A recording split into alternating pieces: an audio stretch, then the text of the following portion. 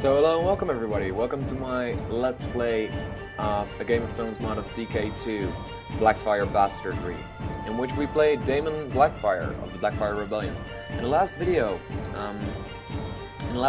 we won the war and we have now put Daemon Blackfyre upon the throne. As a consequence, Aegon is denoted as our true parent. We are indeed rightful in perpetrating our claim, and our brother, who you will see over here, Daeron the Good, is no longer our brother. Why? Because he is now known as Daeron Waters. He's no longer Daeron the Good, but he's known as Daeron Waters. Because our claim was purported on the fact that Daeron was actually the illegitimate child of Daenerys Targaryen and her brother, Aemon the Dragon Knight, who were siblings of Aegon the Unworthy. Oh no, they were. Let me see. Yeah, they were siblings and Aegon the Unworthy. I was confused there for a moment. So basically, this was a claim which was purported by Aegon the Unworthy, who started to spread rumors after he had a quarrel with Daeron over Dorne, supposedly. And he then started saying, like, well, she was actually conceived by Daenerys Targaryen and Lord Commander Aemon the Dragon Knight, who truly loved his sister. I think in a like a brother and sister way, not in the usual Targaryen way, and defended her honor in a vicious slander against the vicious slander that he was supposedly having an affair with her behind Aegon's back. There's a really interesting story about this. I will tell you about that if you like to hear that in the next video. This video, however, we are concentrating on securing our throne and basically dealing with the aftermath, the traitors, the people who didn't come to our aid during the Blackfyre Rebellion. And our special character focus of this video is our rival, who wasn't truly our rival, chronologically speaking, Baelor Breakspear. Prince Baelor Breakspear, he was also known as the Hammer, is now in the court of Lord Lionel of Blackhaven of House Dandarion, because he is married to Jenna Dandarion. He was known as the Hammer, and I'm saying that he's not, like, chronologically speaking, our rival. Why not? Because he was actually, you see, rival minus 100, usurped title claimant. So this is all game mechanics wise. But actually, he advocated leniency initially to Daemon Blackfyre when he started his rebellion. While they were already, actually, Bloodraven. Let me see, where is? Then we have to go to us. We have to go to, yeah, let's go this. He will be, where is he? Brynden Bloodraven, yeah. It was a huge, perhaps I should always say, like, spoiler alert, but he of course plays a vital role within the entire history, as we know now. Or as the people who have read the books know, and who are aware of the canon, he is actually of vital importance. And I'm just not gonna say anything because I still feel like I might spoil something for someone. Regardless, he was a hardliner, and he was actually the one who, in the historical timeline of the Game of Thrones, The Song of Ice and Fire, insofar you can speak of a historical timeline within a fantasy series, he actually killed Daemon, and he killed his two firstborn. He killed Aegon and Aemon Blackfyre because he knew that when I'm not sure which one he shot first, but basically he and his squadron of archers, I forgot their name, oh my god, I have to catch up on that, but anyhow, he and his squadron of archers acquired a position overseeing the Battle of Redgrass Field, what would become to be known as the Battle of Redgrass Field, and he shot their twins, so they're both aged 12, but he shot I think Aegon. He struck him with like 5 arrows or something like that, and he knew Daemon, loving his children, being honorable, would go back and try to save his kids, which of course would end up in the death of Aegon, and Daemon. And then, well, the rest is history. Aegon Bittersteel, our brother, our half-brother, took our... you see, his opinion has gone down. Why? Because he is envious, ambitious, so I got like a minus... Oh my god, look at that. It's a minus 100 in opinion, minus 150, minus 120, because he's also a title claimant. So he likes us a lot, but he doesn't like us that much anymore. Okay, so we'll do that later.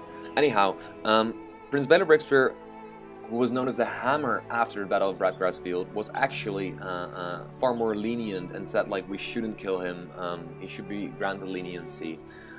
They didn't do that, however, because what happened at the Battle of Bradgrassfield was that Prince Baelor was told that he should fight a battle. Of course he did. He served his father, Daeron the Good, and they weren't actually rivals, because what happened was that Prince Baelor, who was then known as the Hammer, and Prince Maegor, who would be known as the Anvil, Prince Baelor drove the troops of Daemon Blackfyre into the shield wall presented by Prince Maegor, who is not in a court right now, but we'll try to bring him here. And that inspired the song "The Hammer and the Anvil," with Prince Baelor being known as the Hammer and Prince Maegor as the Anvil. And he was officially named Hand of the King afterwards because of his, achievement within the battle and breaking the rebellion, and well, actually stopping it, of course. He will become to be known as the Soul of Chivalry, and he will be later on be named Protector of the Realm. He was very much a chivalric character. He is also of vital importance to the Duncan Ag series. He made sure that Duncan the Tall would become a knight. This happened at the tourney of Ashford Meadow, and he would also play an important role in, and I totally pronounce his name incorrectly, in bringing justice to the mad Aerion Brightfire, not Bright Flame. I thought it was Bright Fire, but it's not. Raven. Let me see. I think.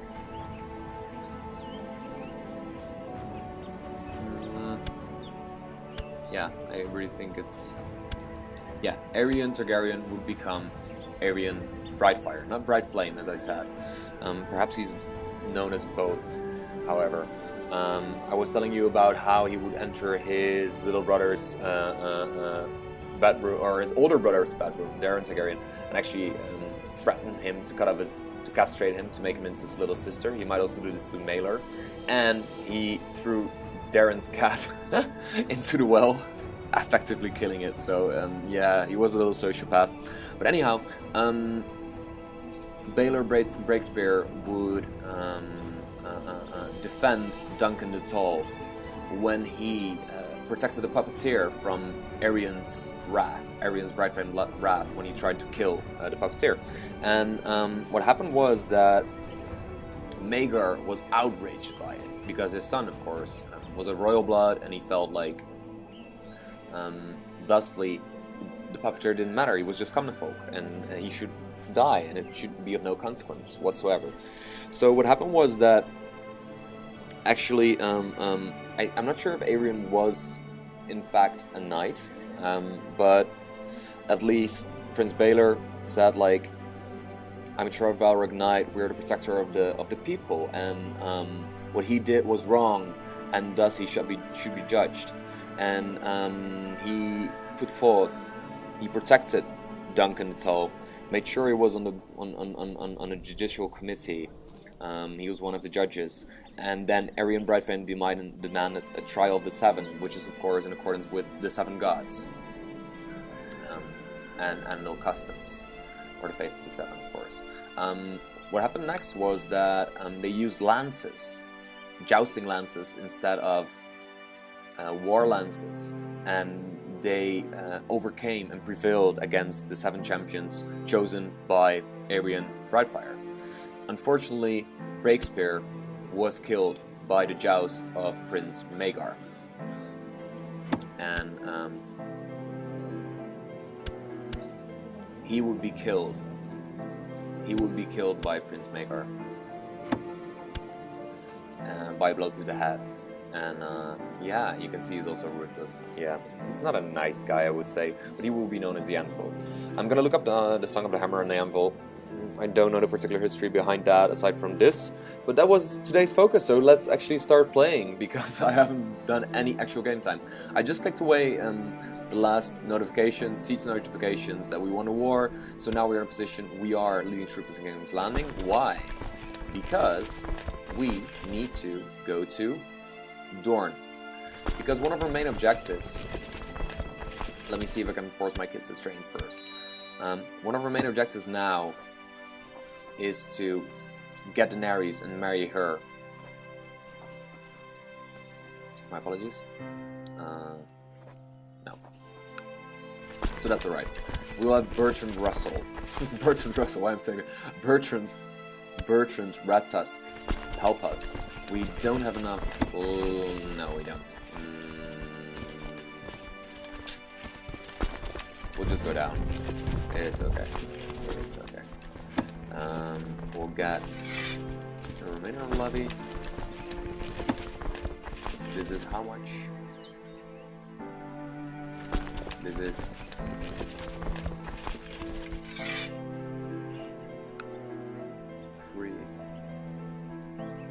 3,791.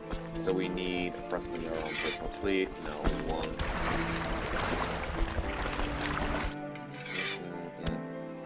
So we'll get them on the boats. Those troops that can get on the boats.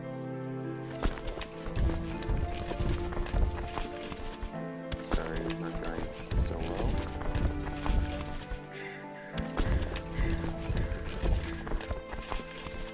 Yep, that's correct. And let me see. Can we already get? Yeah, we can already get through the boats. That's alright.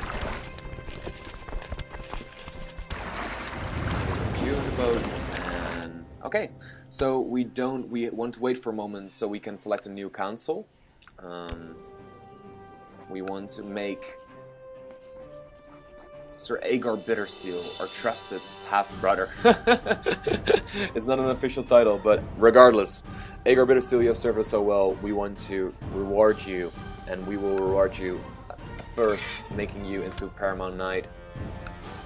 And Bertrand Red Tusk, you will be made into the commander of the Gold Cloaks. Yeah, we'll do that.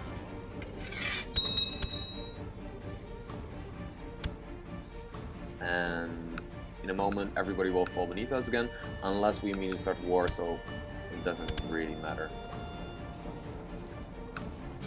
And we have to wait for a moment. Why? Oh, why? Yeah, there you are. So now we have Kenrick, Lord Commander, who actually likes us a lot. Is he better? No, he's better. Because he will make them family persons as well. And that will be good for us. Because we don't have, like, in CK2 you have, like, the Muslims, they have the Decadence if you're a bad ruler. Okay, so we obtained the Iron Throne. Our ambition is now to obtain a Dragon Egg, fall in love. We would say fall in love, but we have to wait for a moment, game mechanic wise. Oh yeah, so how to jump from this to that? I'm sorry, my mind is just going all places with this. So he likes us a bit, we will leave him be. We'll leave him be. He didn't join into the war until the very end, leave him be. He will be judged accordingly. I suggest his family judge. I want her spikes. So what we can do now is get all of his family into King's Landing, or try to at least, and basically execute them all. We don't want to do that, however, because this brings me back to what I was wanting to say. We want to. Prince Baelor Breakspear was lenient, said, like, advocated leniency. We would know this, you know. So regardless of the fact that we're denoted as rivals by the game mechanics, we want to do that. So our great objectives right now: revoke Dorne, banish Maron of Dorne to Night's Watch, marry Daenerys Targaryen, and divorce Rohan of Tyrosh. So that's the plan. So We'll leave him be? No, we won't. We hate his guts. We will judge him justly and accordingly to what has happened. Do we want... The war has been won, our enemies... So this is the notification. The war has been won, our enemies' armies have been crushed, and the loyalist forces have been defeated. Lord Commander Canric Darry, one of your opponents, has been brought before you to hear your judgment. He already likes us. He already likes us, and he was a king's. He was a king's guard. So what do you want from him? You know, like he didn't do anything wrong. He was loyal, and that's basically what we want. We are honorable as well. We totally understand this. So we say, leave him be. Sir Marek doesn't like us that much. Not that good. He's Darklyn, House Darklyn. My opinion of him. Cruel faction. Is he a faction member or what? Crown Lord, yeah, Crown Lord is. So you see Daeron of Dorne has immediately started a faction. We don't send him to the dungeon, we just say like he's not fit to serve King's Guard. These members will guard our family, and he's not a great fighter. He's honest, he's wroth, he's content. He has grown accustomed to his position, and we don't want to instigate the same sort of rule as Aegon the Unworthy did. Not fit to serve the King's Guard. He's a formidable fighter, so he might be a good, like game-wise, he might be a good master at arms to train our children, which we should immediately do, by the way.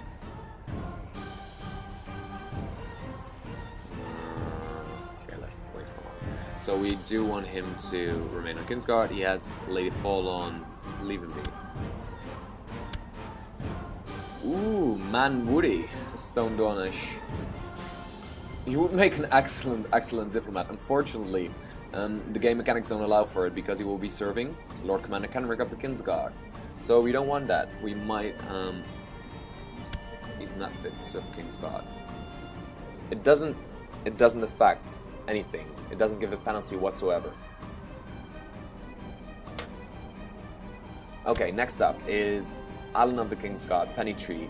Ah, here we're saying you. Pennytree. He was how do you say, the tutor of Duncan the Tall.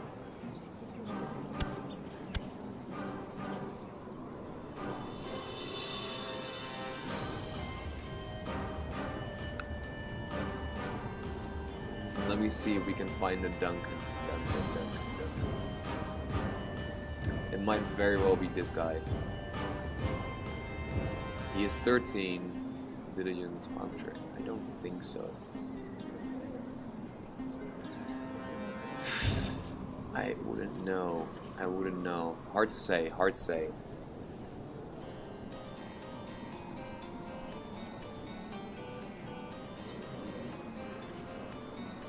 I think it's before this time. Like, this is only like afterwards.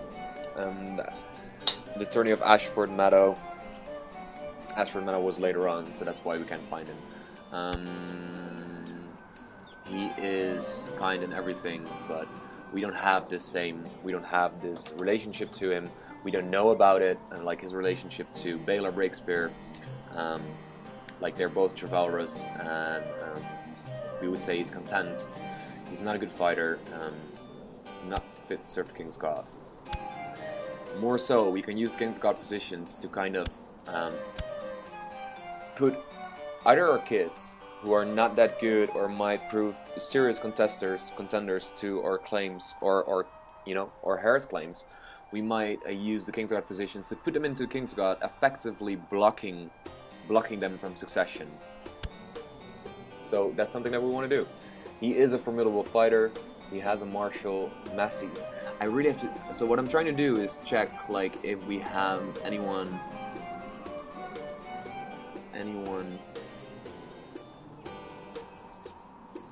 on the allies of the first hour. That's what I was trying to say. And we try to find the houses if they are on the King's God, or if they're somehow connected to one of these. Then we might, give them leniency. Sir Clayton loses the trade King's God. Yeah, he is a formidable fighter, however.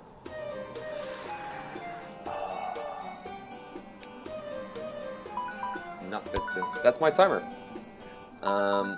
We'll continue for a little bit because we haven't actually got any gameplay in whatsoever. I will immediately start filming another video after this one, so I can actually get some gameplay in.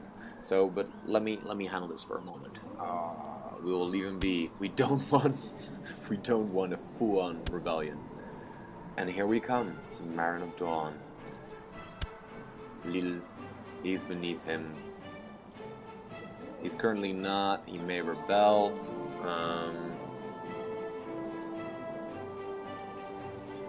You have. What do you have, sir? You have fine sense. It's in the north. We could easily provide this to one of our vassals or give it, but we would like to keep the characters in our court. This will be seen as a tyrannical action. No, we'll leave him be then. He will forfeit Dawn. No, we don't want him to forfeit Dawn. We want him. Send him to the dungeon. And now we'll see what happens. Okay, so we will wait with picking an ambition. We will wait with everything. We have a budget deficit. That turned Craighall. He's Craighall. Red Tusk. I'm so sorry. Red Tusk was his nickname. And I think he was known. Was he Craig? Oh, I'm so sorry.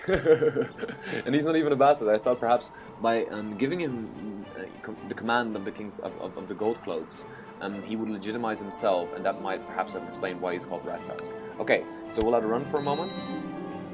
Daeron of the defeated royal Targaryen family has been brought before you. What is to be done with him? Ooh, we would like to duel you, my sir. This is very, very nice. We might duel him. We are here.